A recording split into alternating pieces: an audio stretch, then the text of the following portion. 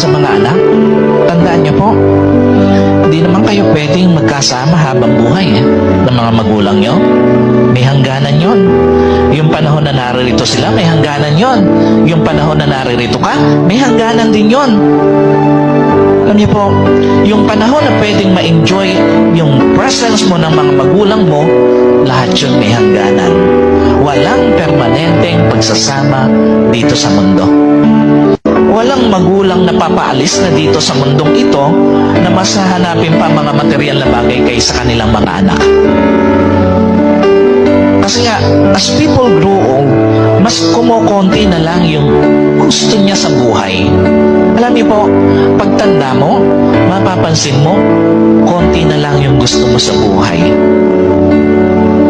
Hindi lahat ng moment, pera o material ang kailangan ng isang magulang.